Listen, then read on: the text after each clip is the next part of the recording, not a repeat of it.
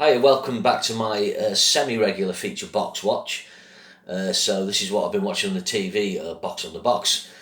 So I've been watching Borgen in the last few weeks. This is a Danish political drama, first shown and created between 2010 and 2013 by a guy called Adam Price. Very English sounding name, but he is a Danish guy. So I've been watching it recently. Well, I always wanted to get around to watching it, I just didn't at the time.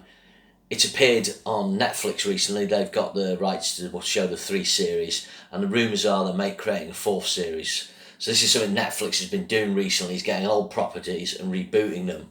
You may have seen a show called Top Boy. So Top Boy was first on Channel 4, about 10 years ago, and they've done a new series of it 10 years later. Excellent show.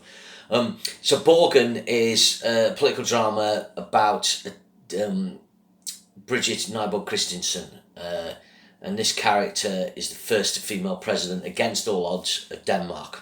Borgen refers to the slang that the press use for the castle where the parliament sits in the centre of Copenhagen. So what's interesting about this, it explores coalition politics. So she's a centrist politician from a minor centrist party. Basically, there's not a majority, and you know what happens sometimes in these situations are fellow politicians within the coalition agree to disagree that she's the best choice to run things. So this means she has different members in a cabinet for different parties. Now we've experienced coalition politics with the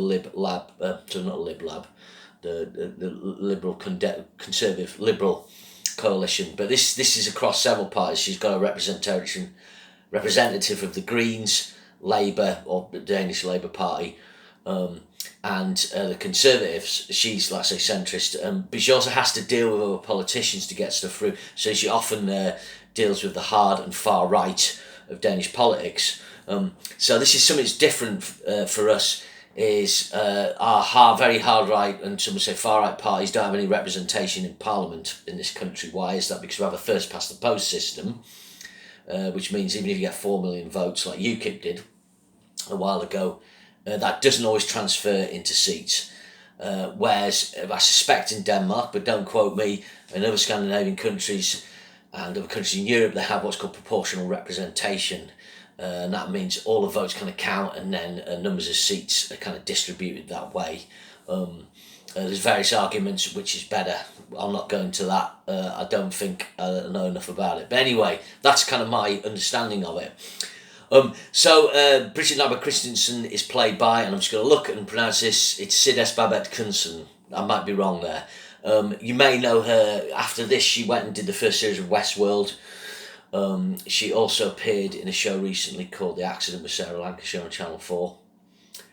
She's been doing, American English stuff. She also appears in a film, and I've forgotten the name of it, but it's the second or third film by the director Peter Strickland. So he did Barbarian Sound Studio, the film he did after that.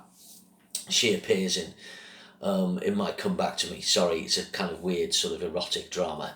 But done in a 70s style. So she's a great actress. She's fantastic in this. I suspect she's won awards. It has won international BAFTAs, Emmys.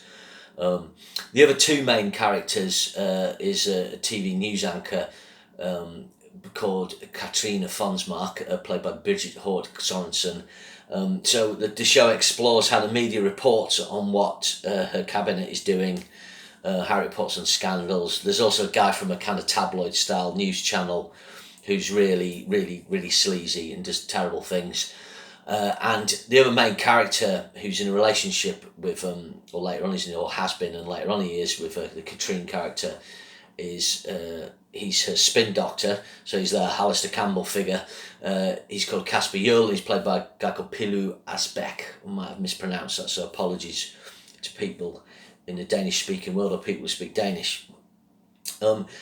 So yeah, and it looks at Danish society. I've actually been to Copenhagen, and Danish at the time when I went, it was statistically fact from, I guess, doing studies that the Danish society or the Danish people are the happiest on earth.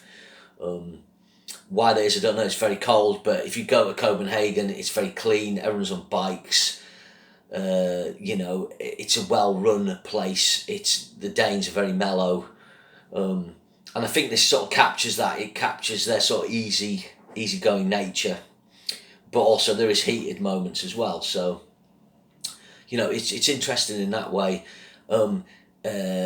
Sometimes it's kind of dealing with they've got to get some bill through or something like that, and you'll see her going around and negotiating, and it's that thing, she has to talk across the political spectrum, okay, which is something we've not done in this country recently. So we've had people on both sides probably pulling the centre who've tried to talk, but we've got other people outside of that sphere on the harder left and the hard right not doing that, and that's probably part of the reason we've ended up in the situation we have with Brexit and things like that.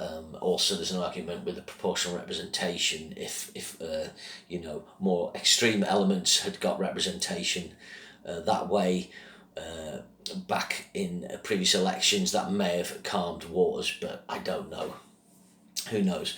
But anyway, so when they're trying to get stuff through, they've got to talk to each other, work across the system. It also studies the effect it has on a marriage, on a relationships. Obviously, she goes from working, very hard to working 24/7, and it affects, her kids, and affects her, like I said, affects her marriage.